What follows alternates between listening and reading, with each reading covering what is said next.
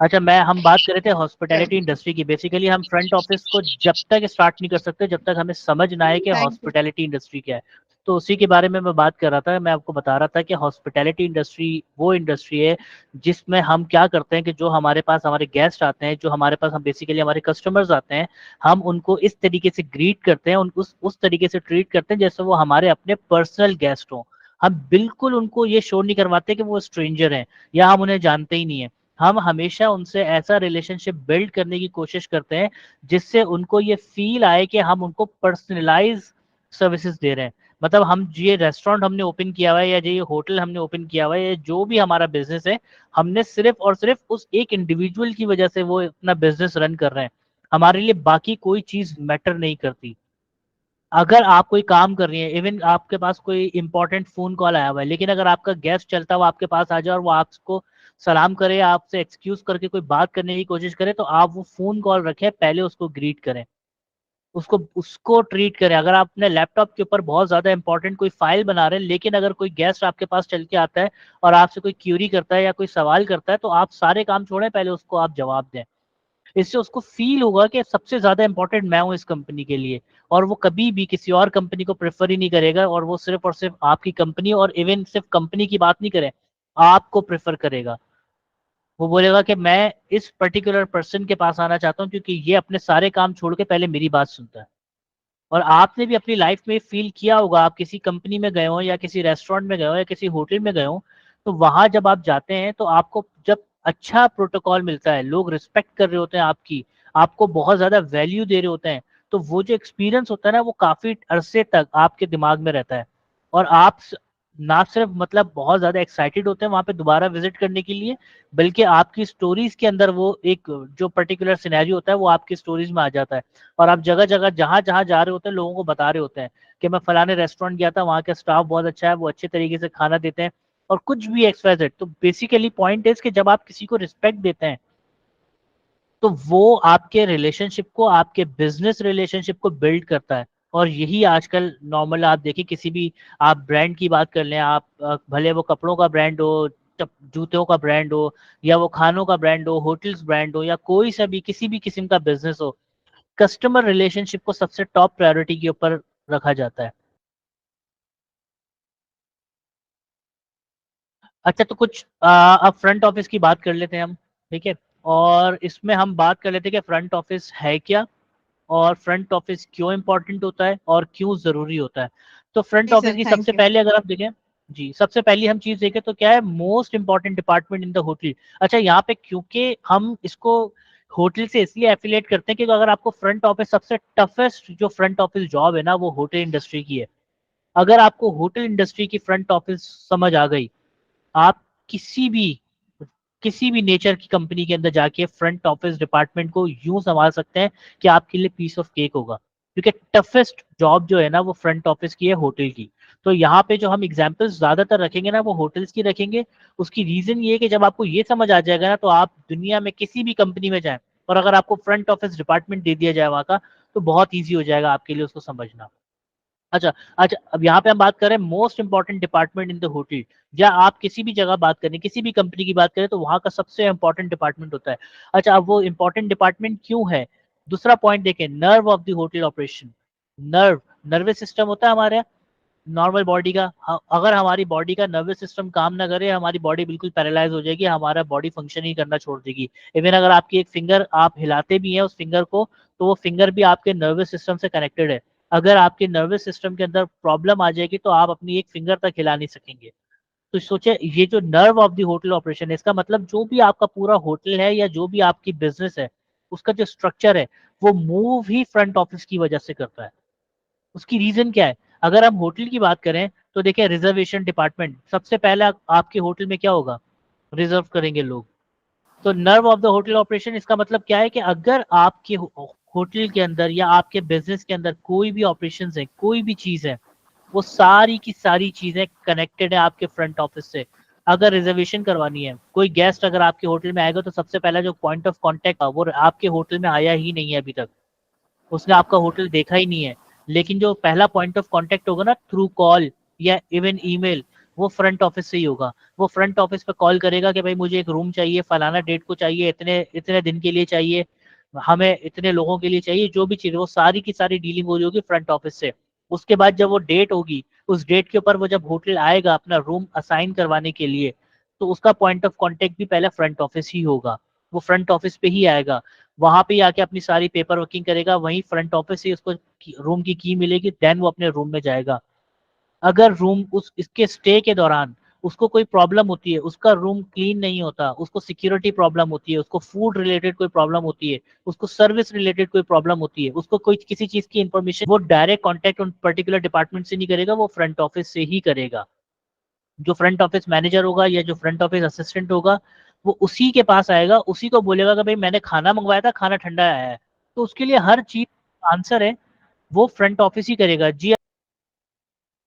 उसके बाद communication and accounting are the most important function of the front desk operation.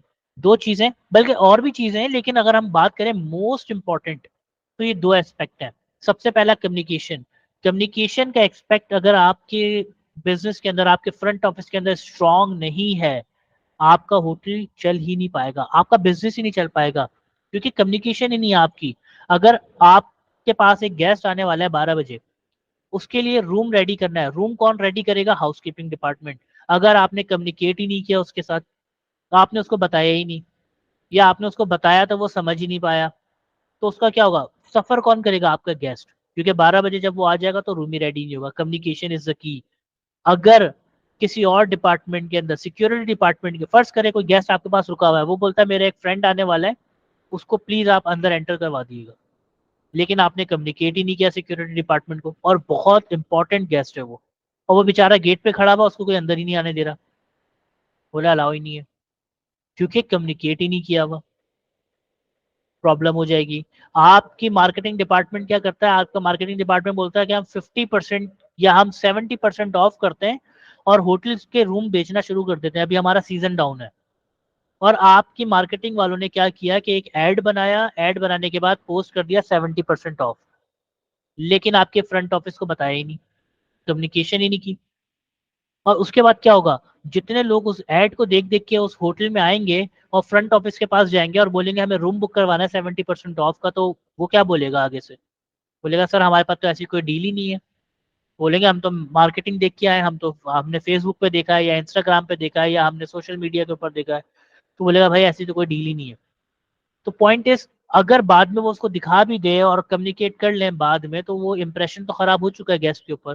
बोलेगा इनको अपने उस होटल के अंदर अपना जो इनकी इंटरनल पॉलिसीज है उसके बारे में या आपस में इनको इन्फॉर्मेशन नहीं पता, तो बाकी चीजें ये हमें क्या बताएंगे या क्या इन्फॉर्मेशन देंगे? तो कम्युनिकेशन इज अ की। अगर आपकी कम्युनिकेशन स्ट्रांग नहीं है, आपका वो जो पर्टिकुलर डिपार्टमेंट है या आपका इवन ऑर्गेनाइजेशन है वो चल ही नहीं पाएगी। सबसे बेस जो करती है वो आपकी कम्युनिकेशन में करती है। और दूसरी अकाउंटिंग। अकाउंटिंग का मतलब क्या है? अगर हम आसान वर्ड्स में बोले, पैसा।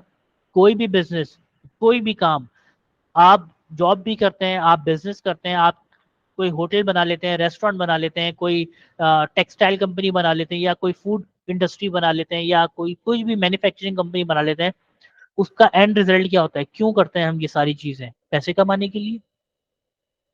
तो जब हम पैसे कमाने के लिए वो काम कर रहे हैं, कमर्शलाइज एक बिजनेस कर रहे हैं, तो उस पैसा जो कमाएंगे, तो उस बिजनेस के अंदर कुछ पैसे हम मार्केट से लेंगे, कुछ पैसे हमने मार्केट वालों को देने होंगे, मतलब कुछ वेंडर्स को पेमेंट करनी होगी, कुछ गेस्ट से हमने पेमेंट लेनी होगी, कुछ कस्टमर से पेमेंट लेनी होगी, तो ये हमारी साइकिल चलती रहती है। कुछ पेमेंट आनी होती है, कुछ पेमेंट जानी होती है। तो अगर यही आपकी स्ट्रांग नहीं होगी, तो आप अपने डिसीजन मेकिंग कर ही नहीं पाएंगे अपने बिजनेस की। और जो ये अकाउंटिंग है, फर्स्ट हैंड अकाउंटिंग जो होती है ना आपकी, वो फ्रंट डेस्क के ऊपर ही होती है। बाकी बैक हैंड अकाउंटिंग फिर वो डिफरेंट डिपार्टमेंट में होती है। लेकिन जो पॉइंट ऑफ कांटेक्ट होता है, अगर आप रेस्टोरेंट की एग्जांपल लें इसके ऊपर, तो देखिए रेस्टोरेंट के दो डिपार्टमेंट होते हैं अकाउंटिंग के। एक जो आपका कैशियर, जो आपसे ऑर्डर ले रहा होता है, जिसको आप पैसे दे के अपना ऑर्डर बुक करवा रहे होते हैं, आपको बर्गर चाहिए, आपको पिज्जा चाहिए, या आपको जो भी चीज़ चाहिए, आप काउंटर पे जाते हैं, उसको ऑर्डर देते हैं, वो आपको एक स्लिप देता है, आप उसको पेमेंट करते हैं और वो चला जाता है। एक अकाउंटिंग वो कर रहा है। दूसरी अकाउंटिंग कौन कर रहा है? जब वो दिन क्लोज हो जाएगा, रात को वो रेस्टोरेंट क्लोज हो जाएगा, तो वो सारे बिल उठाएगा, सारे पैसे उठाएगा और अपने अकाउंटिंग डिपार्टमेंट को दे देगा, फाइनेंस डिपार्टमेंट। देन वो वहां जाएंगे पैसे, और उसके बाद उसका पूरा हिसाब किताब चलेगा।